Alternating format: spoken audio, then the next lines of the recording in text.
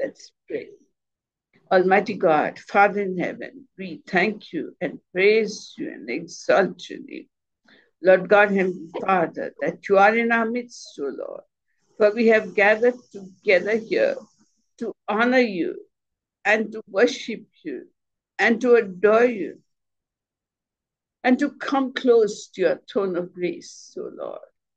Holy Spirit God, we ask you to come, hallelujah, and take hallelujah, shahan saharu, hallelujah, kanti kantaharu hantaha, hallelujah, kanshokans, yeah, hallelujah, aloka shahans, yeah, hallelujah, hallelujah, hallelujah. We welcome you in our midst, Holy Spirit God. We welcome you in our midst. Come take charge, come take complete control, complete charge of each one of us, hallelujah, and of the meeting, and glorify yourself, glorify yourself, glorify yourself. We love you, worship you, adore you, and thank you. And in Jesus' mighty name we pray. Amen, amen, amen. So we have been studying the problems, specific problems that we face as Christians. మనము క్రైస్తవులుగా ఎలాంటి సమస్యలు ఎదుర్కొన్నామో మనం చదువుకున్నాం ఇప్పటి వరకు. We saw the problem of temptation, and we saw that God doesn't tempt anyone. It is Satan that tempts us. మరి మనం ఇప్పటివరకు చదువుకున్నాము, దేవుడు మనల్ని శోధించడు కానీ సాతాను శోధిస్తుంది. And God has told us that when we are tempted, we are to resist the devil and he will flee from us. దేవుడు చెప్తున్నాడు, సాతాను మనల్ని శోధించినప్పుడు, దాన్ని వ్యతిరేకించినప్పుడు అది మన నుండి పారిపోతుంది. Then we saw the problem of sin. తర్వాత పాపం గురించి మాట్లాడుకున్నాం. And we saw that sin is like the disease of leprosy, and it is progressive. Just like leprosy becomes more and more and more in a person, so also sin is progressive in nature. From a small sin, you go to a bigger sin, to a bigger sin. మరి పాపం ఎలాంటిది అని అంటే, మనము కుష్ఠరోగం లాంటిది అని చదువుకున్నాం. ఎందుకంటే కుష్ఠరోగము ఎప్పుడు తక్కువ కాదు, అది ఇంకా పెరుగుతూనే ఉంటది. అలాగే ఈ పాపం అనేది కూడా చిన్న పాపం నుంచి పెద్ద పాపం లాగా పెరిగిపోతూ ఉంటది. So in the bud only, when we are conscious that we have sinned, in the initial stages itself only, we should change ourselves, we should confess our sins and repent of our sins and wash our hearts with the blood of Jesus, and once more go back to be in right terms with the Lord. మరి పాపం అనేది ఒక మొగ్గ వలె ఉన్నప్పుడే మనము దాన్ని తుంచి వేయాలి. అంటే ఎలా అంటే, దేవుని ముందట మనము పశ్చాత్తాప హృదయంతో మనం చేసిన పాపాలను ఒప్పుకొని దేవుని రక్తంతోనే కడగబడాలి. And today we'll deal with the problem of depression. ఈ రోజు మనము ఈ సమస్య, నిరాశతోని వచ్చే సమస్య గురించి మాట్లాడుకుందాం. So depression is a very common problem, especially in this modern days. మరి ఇప్పుడు ఈ నిరాశ అనేది ఈ మధ్యలో కాలంలో అందరికీ వస్తూనే ఉంది.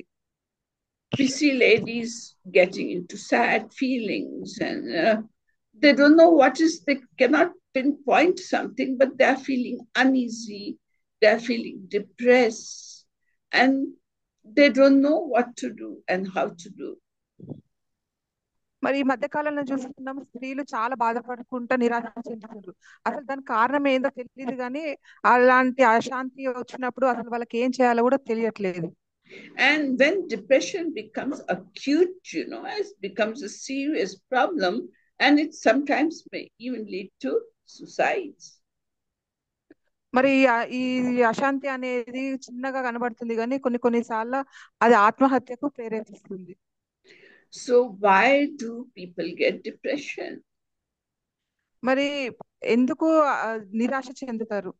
When things are not going according to our plans and everything is failing around us, we feel depressed. మనం అనుకున్నట్టు ఏమైనా సంగతులు జరగకుండా ప్రతి దాంట్లో మనం విఫలమైనప్పుడు నిరాశ చెందుతాము. When our family is going out of our hands, and when the husband is not cooperating with the wife, and the children are going astray, we feel depressed. కుటుంబంలో ఉన్న సమస్యలను బట్టి నిరాశ చెందుతారు. మన చేతుల నుంచి కుటుంబం జారిపోతుంది అని తెలిసినప్పుడు, భర్త చెప్పిన మాట, పిల్లలు చెప్పిన మాట వినకుండా ఉన్నారు అని అన్నప్పుడు నిరాశ చెందుతారు. And we wonder, how do we overcome this depression? మరి ఈ నిరాశను మనము ఎలా అధిగమించుకోవాలి? So one cause for depression is poor self-image. We think less of ourselves than we should. మరి ఒక కారణం, నిరాశ చెందడానికి ఒక కారణం ఏంటి అంటే, మనకి మనం తక్కువ అంచనా వేసుకోవడం. Today we find that many people don't even love themselves. ఈ రోజు చూస్తే మనము ఎవరికి వాళ్ళు తమంతట తామే ఎవరు ప్రేమించుకోవట్లేదు. They feel I'm worthless. వాళ్ళు ఎందుకు పనికి రాకుండా ఉన్నారని భావించుకుంటా ఉన్నారు. They feel I'm no good. నేను దేనికి పనికిరాను అని అనుకుంటున్నారు. And some feel we have not done anything worthwhile in our lives. Our life is just passing and frittering away. కొంతమంది అనుకుంటారు ఈ జీవితం అలా గడిచిపోతుంది, నేను ఇప్పటి వరకు ఒక అర్హత కలిగిన వ్యక్తిగా జీవించలేదు అని అనుకుంటున్నారు. Or a couple may love each other from different backgrounds and their parents don't agree for them to marry. So they too go into depression.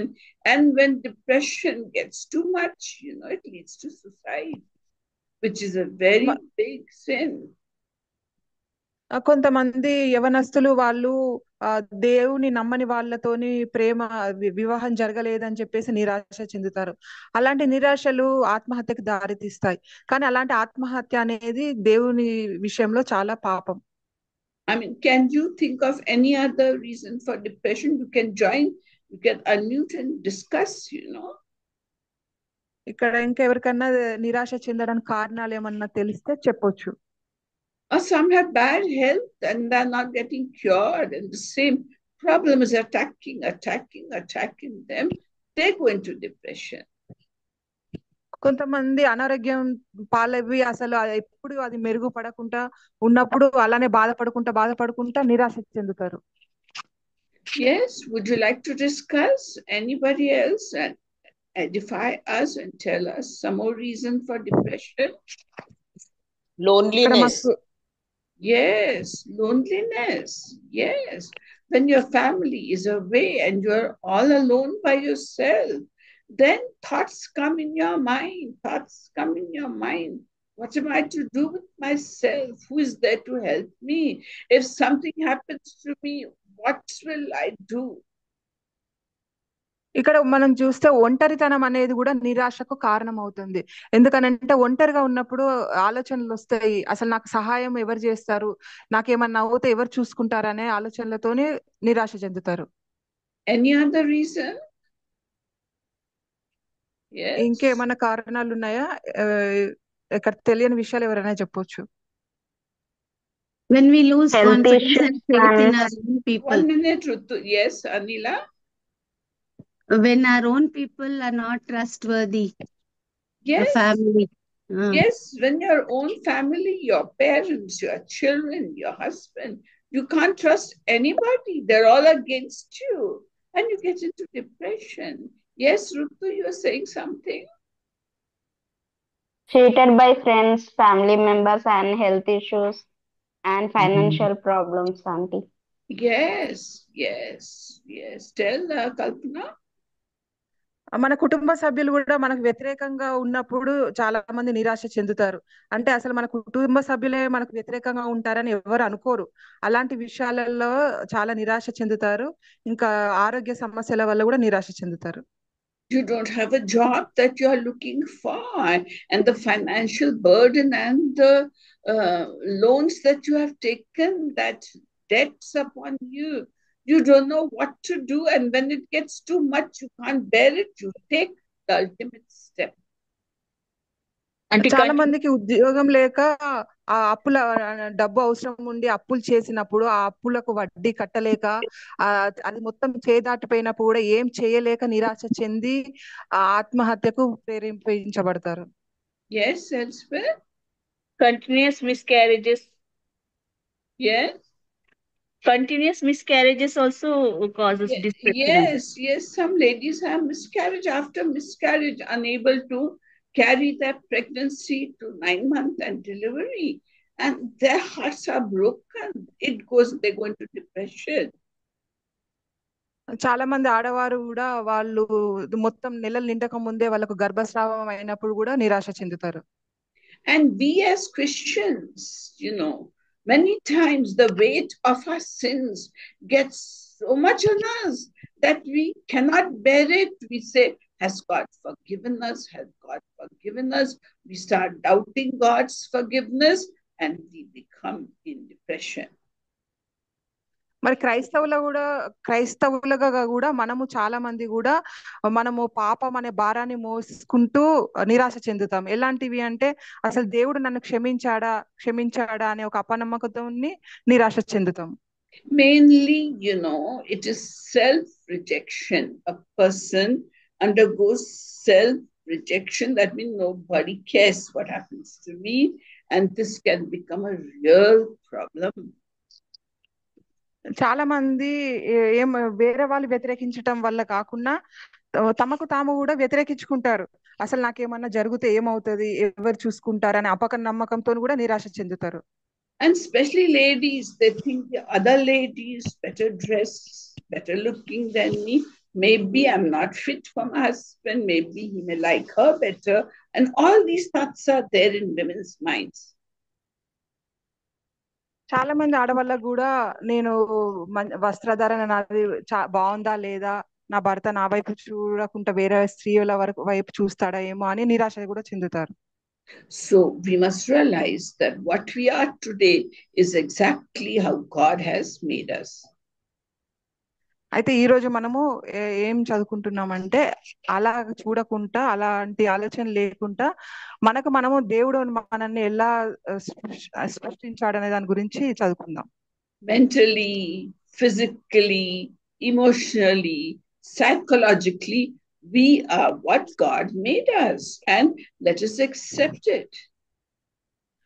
శారీరకంగా గాని మానసికంగా గాని మన యొక్క భావోద్వేగాలు గాని మనం ఎలాగున్నా గాని దేవుడు మనల్ని ఆయన సాన్నిధ్యంలో, ఆయన స్వరూపంలో నిర్మించాడు కాబట్టి మనం ఎలా ఉన్నామో అలానే ఒప్పుకోవాలి మనకి మనం. I mean, he's the creator, and Psalm 139 verse 13 says, కీర్తనలు 139వ అధ్యాయము 13వ వచనంలో ఇలా ఉంది. He says, you made all the delicate inner parts of my body.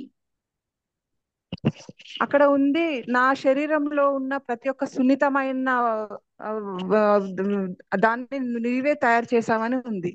And you wove me together cell by cell in my mother's womb.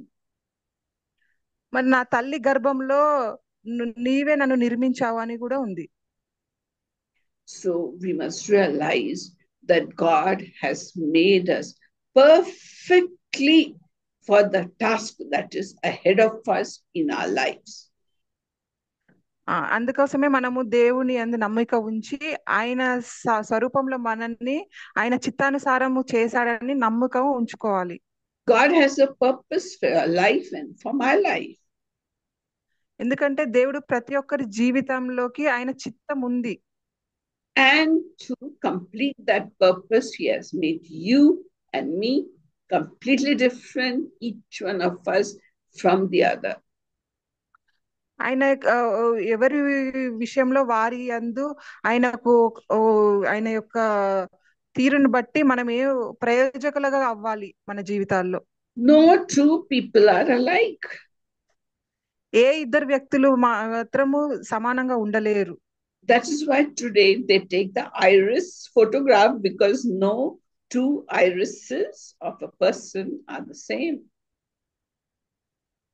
అందుకే ఈ రోజు మన photos తీసుకుంటారు. ఎందుకనంటే ఎవరి వేలి ముద్రలే గాని ఎవరి ఇద్దరు వ్యక్తులు గాని ఒకేలాగా ఉండరు.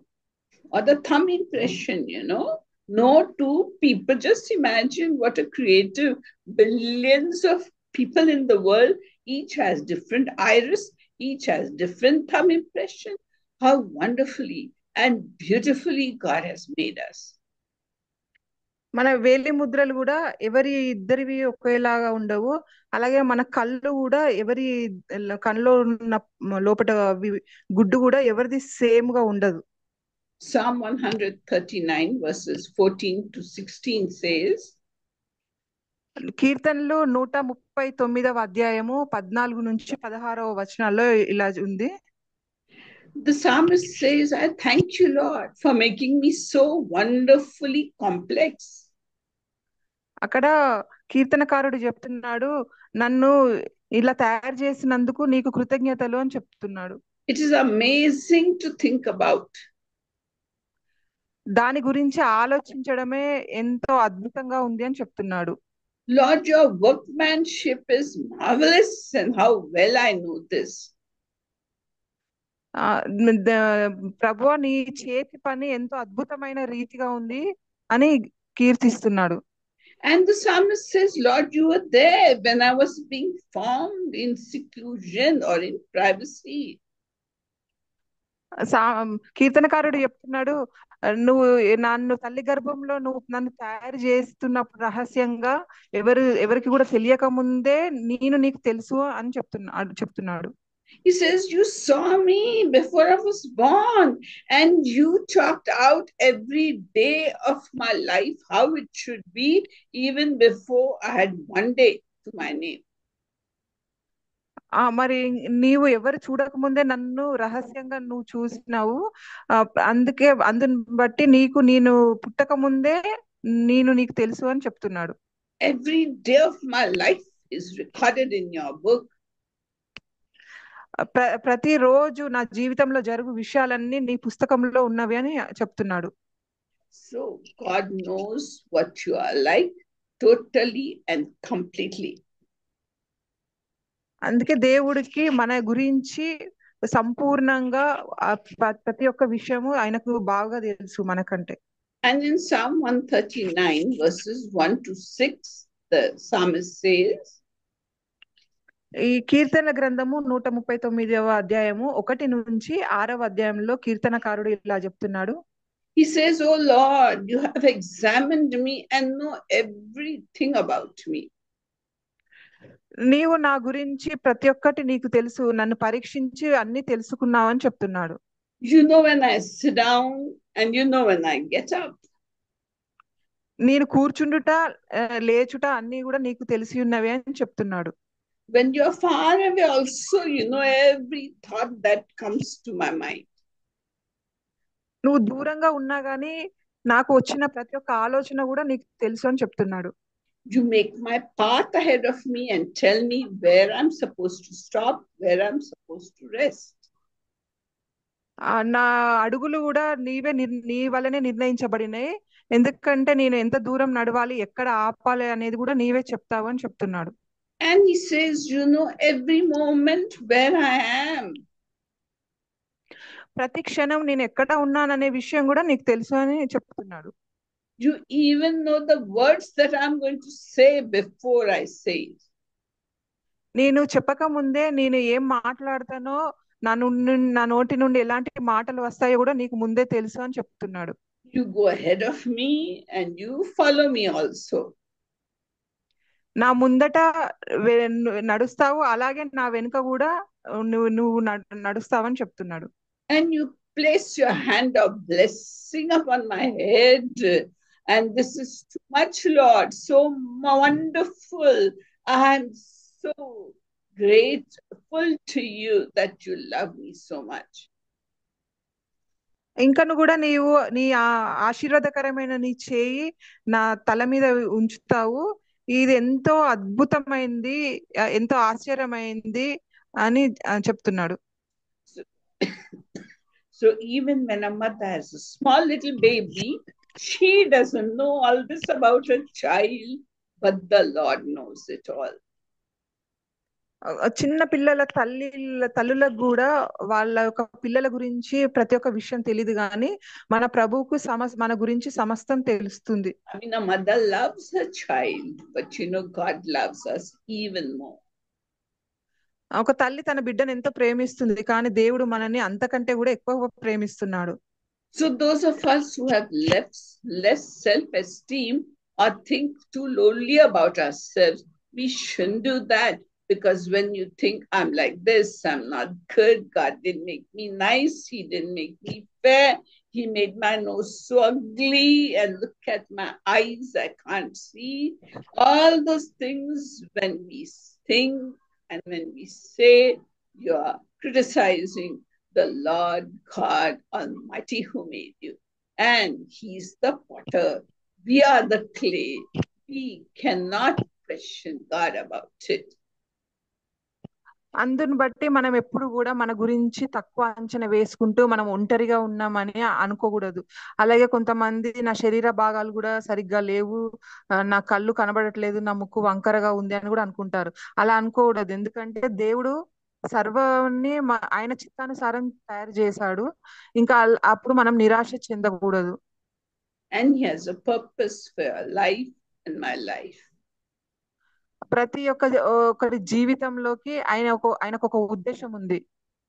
So when you go into depression and when suicidal thoughts attack you, you are hurting the Lord God who created you. When you criticize yourself and can't love yourself, you're criticizing God who made you. మనకి మనము ప్రేమించుకోనకుండా మనకు మనం తక్కువ చేసుకున్నప్పుడు మనము మనని తయారు చేసిన మన తండ్రిని మనము వెక్కిరిస్తున్నాం. And how precious you are to God, how precious each one of us is to God. So we should thank Him and praise Him, because the psalmist says, how beautifully and wonderfully you have made me. దేవుడి విషయంలో మనము చాలా విలువైన వాళ్ళము.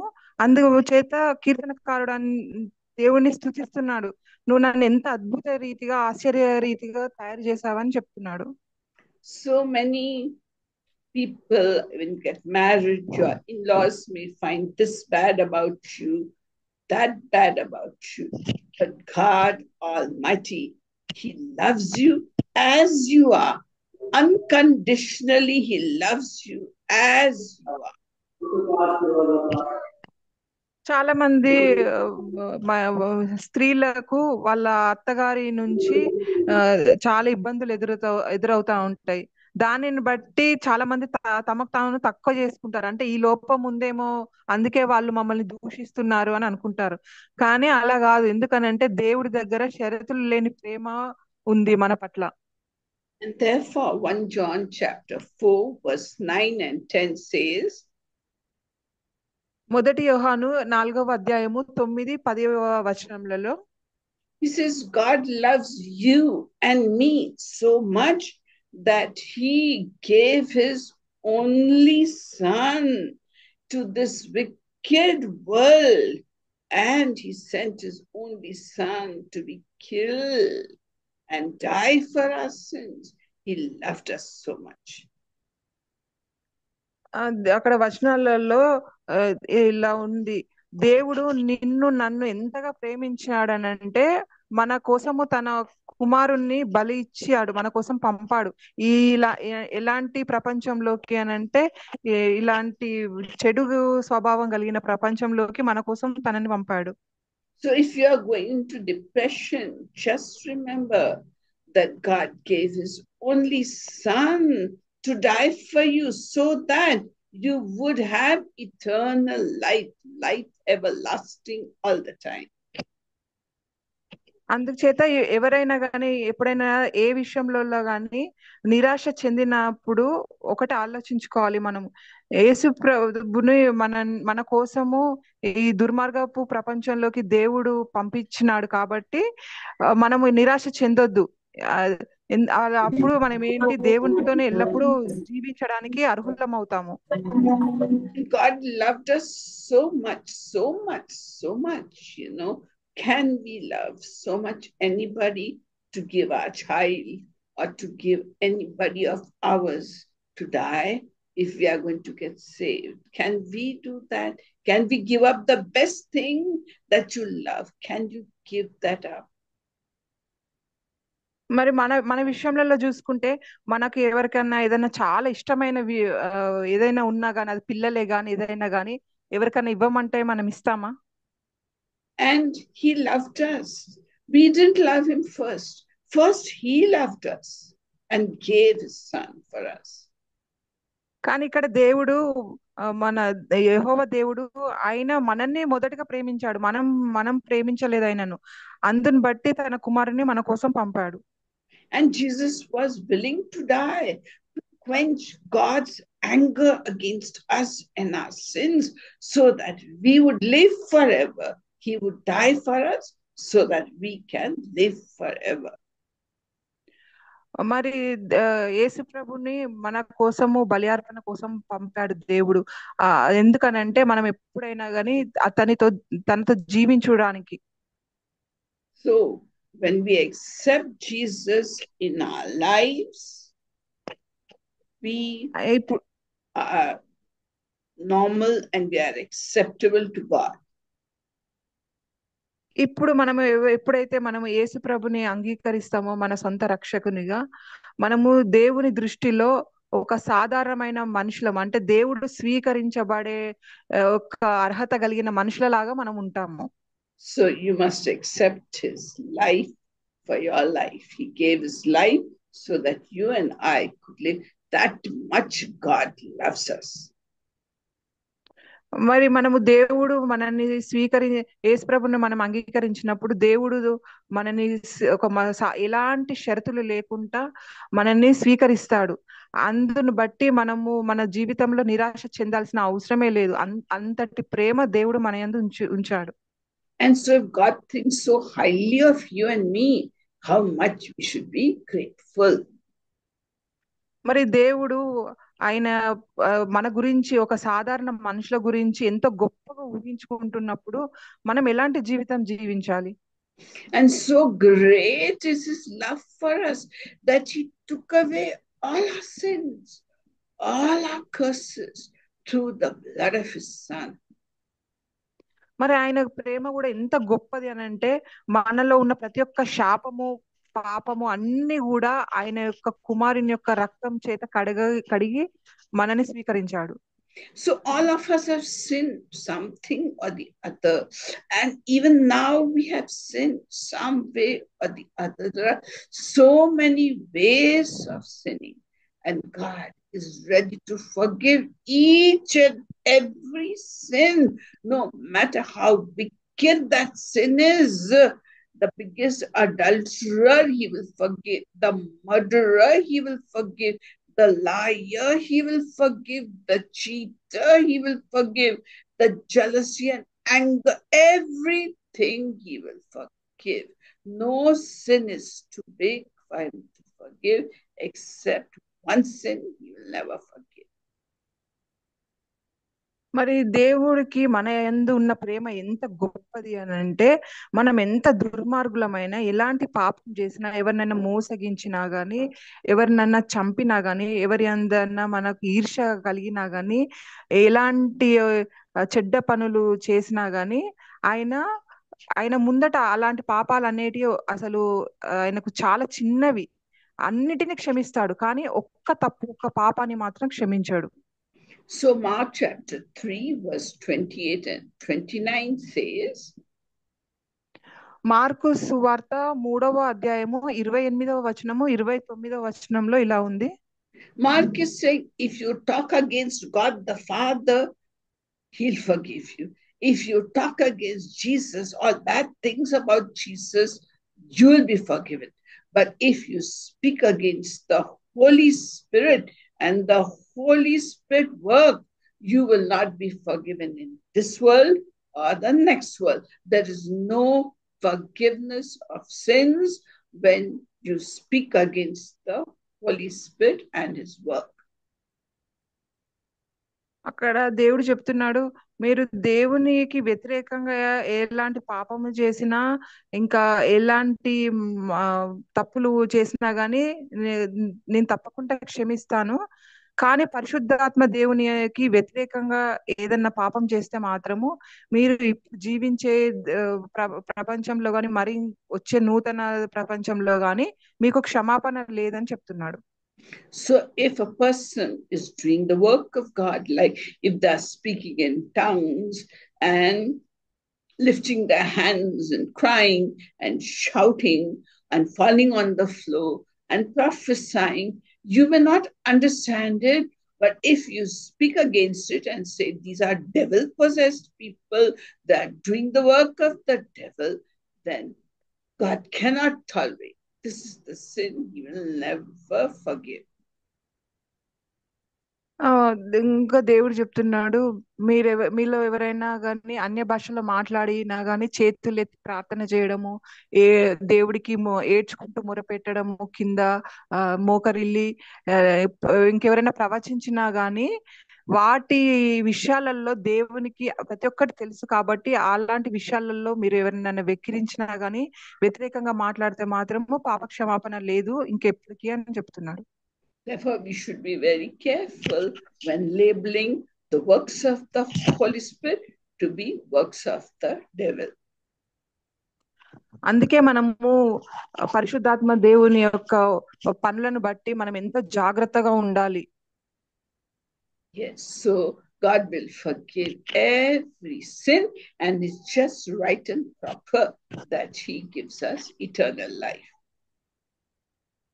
దేవుడు ఇప్పుడు మన యొక్క ప్రతి ఒక్క పాపమును క్షమించి మనకు శాశ్వతమైన జీవితాన్ని తనతో ఇవ్వమని వేడుకుందాం. And Christ Himself has promised us that He will never leave us, never forsake us. మనకి యేసు ప్రభు కూడా మనకు ఒక వాగ్దానం చేశాడు, ఇంకా మేము ఎప్పటికీ మిమ్మల్ని విడవను ఎడబాయను అని. And in Matthew chapter 28 verses 19 and 20, God says, "Lo, I am with you always, even unto the end of the age, I will be with you." మత్తయి సువార్త 28వ అధ్యాయము 19-20 వచనాల్లో దేవుడు చెప్తున్నాడు, భూదిగంతముల వరకు నేను మీ అందరితోనూ ఉన్నాను అని చెప్తున్నాడు. So when we are depressed, what should we do? We should pray and we should read God's word and draw strength from God's word. మరి ఇప్పుడు మనం ఇప్పుడు ఎప్పుడైనా ఎవరైనా నిరాశ పాలవుతున్నారు అని అంటే ఏం చేయాలని అంటే దేవుని యొక్క వాక్యం చదివి ప్రార్థన చేయాలి. See, suicide is not the answer. It is the devil who talks to these people who are committing suicide, and they are under the trap of the devil. He talks to them and tells them, there is no way for you except to kill yourself. And the young lovers, let us take example of young lovers. The young lovers say, our parents are not accepting us. Let's teach them a lesson. We'll commit suicide and then their eyes will open. Such kind of reasoning is totally inspired by the devil. మరి మనము ఎలాంటి జాగ్రత్తలు తీసుకోవాలని అంటే దేవుని అందు భయభక్తులుండి దేవుని వాక్యాలు చదువుకుంటూ దయ్యం మాట వినొద్దు. ఎందుకనంటే దయ్యం ఎప్పుడు వలలో వేస్తుంది, అది చెడ్డ మాటలు మాట్లాడుతుంది. మీరు ఇంకా నిరాశ చెందారు, మీకు ఎలాంటి ఆశ లేదు కాబట్టి ఆత్మహత్య చేసుకోండి అని ప్రేరేపిస్తుంది. అలాంటివి చేయొద్దు. ఎందుకనంటే యవనస్తులు చాలా మంది వాళ్ళకు ఇలాంటి విషయాలలో ఏమనుకుంటారంటే తల్లిదండ్రులు మన పెళ్లికి అంగీకరిస్తలేరు కాబట్టి మనం ఆత్మహత్య చేసుకొని వాళ్ళకు ఒక గుణపాఠం నేర్పిద్దామని అనుకుంటారు. And God takes a very serious view of suicide. ఎందుకనంటే ఇలాంటివి ఎందుకు చేయొద్దనంటే దేవుడికి ఆత్మహత్య అనే వాటి విషయాలలో చాలా కోపంగా ఉంటాడు. Because our bodies are the temple of God where the Holy Spirit lives. ఎందుకనంటే మన శరీరాలు దేవుని యొక్క నివాస స్థలములు, పరిశుద్ధాత్మ దేవుడు అందులో నివసిస్తాడు. And the Bible says, if anyone destroys this temple, God will destroy him. ఆ దేవుడు చెప్తున్నాడు, మన ఆయన యొక్క నివాస స్థలం మన శరీరాలని ఎవరైనా చెడగొడితే మాత్రము వాళ్ళని తప్పకుండా చెడగొడతా అని చెప్తున్నాడు. So those who commit suicide, their problems don't end. Their problems begin after the suicide, because they will go into the fiery hell and burn there for eternity, eternity, eternity. ఇలా సాతాను చేత ప్రేరేపించబడి ఎవరైనా ఆత్మహత్యకు పాల్పడితే వాళ్ళ ఒక సమస్యలకు ముగింపు అనేది లేదు, కానీ అప్పటి నుంచే వాళ్ళ సమస్యలు మొదలవుతాయి. ఎందుకనంటే వాళ్ళు ఎల్లప్పుడూ నరకాగ్నిలో పడవేయబడతారు.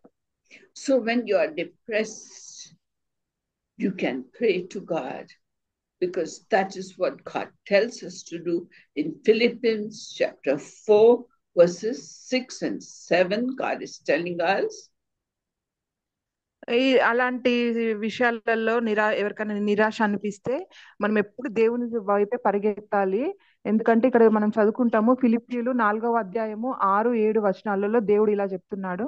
Jesus is telling you that don't be worried, don't be anxious, because by being worried you cannot add even a single inch to your lifespan. You cannot get anything. You can't make one hair white or black by worrying. ఇక్కడ దేవుడు చెప్తున్నాడు, మీరు దేని గురించి కూడా చింతించకండి. ఎందుకనంటే మీరు చింతించడం వలన మీ ఒక్క జీవితంలోకి ఒక్క రోజు కూడా మీరు ఎక్కువ చేయగలలేరు, ఒక రోజు కూడా తక్కువ చేయలేరు అని చెప్తున్నాడు. And when you get depression, it is better if you talk to God and thank Him for your life, because you are fearfully and wonderfully made. So thank Him for your life and ask Him for strength to overcome this problem of depression that has got hold of you. మరి మనం నిరాశ చెందినప్పుడు దేవునికి కృతజ్ఞతలు చెల్లించండి. ఎందుకనంటే ఆయన చిత్తంలో మనము ఎంతో అందంగా, అద్భుత రీతిగా, ఆశ్చర్య రీతిగా మనము నిర్మించబడ్డాము. అలాంటి సమస్యలు వచ్చినప్పుడు నిరాశ చెందకుండా ఏం చేయాలో దేవుణ్ణి అడగాలి. And when you do that, the peace of God that passeth understanding will come upon your hearts and your mind, and you'll be at rest in God. మనం అలా చేసినప్పుడు దేవుని యొక్క శాంతి మన మీదకి వస్తుంది. దేవుడు మనల్ని ఎంత జ్ఞానవంతులుగా చేసి మనము శాంతిపరులుగా అవుతాము. You can also, when you are under depression, talk to some reliable person and share your heart with them. మనం అలాంటి నిరాశ స్థితిలో ఉన్నప్పుడు కూడా ఎవరైనా మనల్ని అర్థం చేసుకుంటారు అనే ఒక వ్యక్తితో కూడా మనం మాట్లాడవచ్చు. Because Galatians chapter 6 and verse 2 says, ఎందుకంటే గలతీయులు 6వ అధ్యాయము 2వ వచనాల్లో ఇలా ఉంది. It says, bear one another's burdens and fulfill the law Christ gave you. ఒకరి భారము ఒకరి మోసి దేవుడు ఇచ్చిన ఆజ్ఞను నెరవేర్చండి అని ఉంది. And so many times it is the evil spirits that come into your life and make you feel depressed and unhappy for no reason at all. అయినా కూడా కొన్నిసార్లు మనకు ఈ చెడు ఆలోచనలు సాతాను నుంచి వచ్చి అసలు ఏ కారణం లేకుండా కూడా మనని నిరాశ చెందడానికి కారణమవుతాయి. This happens because Satan is going around each one of us like a hungry, roaring lion waiting to catch us in his grasp. ఇది ఎందుకు అవుతుంది అని అంటే మనము దానికి చోటు మనం ఆలోచించే ఆలోచనలతోనే దానికి చోటు కల్పిస్తాము. ఎందుకంటే అప్పుడు సాతాను ఎలాంటి స్థితిలో ఉంటది, ఎవరిని తిందామా మింగుదామా అని గర్జించు సింహం వలె ఉండి ఇలాంటి ఆలోచన ఉన్న వాళ్ళను పట్టుకుంటుంది. In such cases, a person may need deliverance.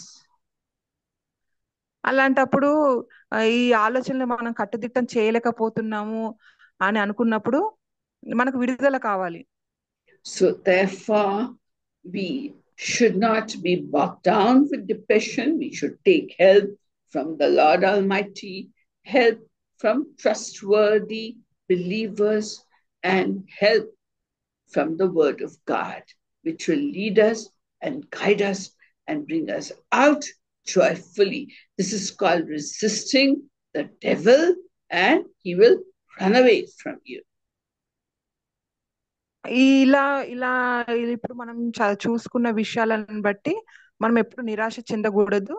ఒకవేళ అలా అవుతుంది అని అనిపిస్తే మనం ఎవరికైనా నమ్మిన వ్యక్తి దగ్గర మన సమస్యలను పంచుకోవచ్చు, లేదా అని అంటే దేవుని ముందట మనం మొర వినిపించుకోవచ్చు.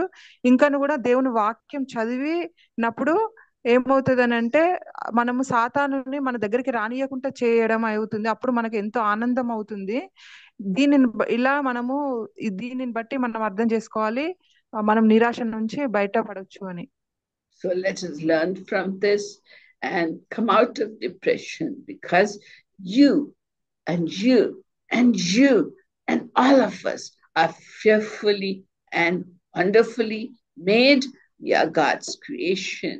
And you know how much God loves you. You can't even count the sand in the oceans, can you? And the Bible says God is thinking about you more than all the sands in the ocean. He's got good thoughts for you. So even if you are rejected, don't give up. Fight the good fight. Hold on to God's word and walk by faith and not by sight. God bless his word. ఈ విధంగా మనము నిరాశ నుంచి బయట పడాలి. ఎందుకనంటే దేవుడు ఎంతో ప్రేమగా మనల్ని ఆయన స్వారూప్యంలో ఎంతో అద్భుత రీతిగా ఆశ్చర్య రీతిగా తయారు చేశాడు.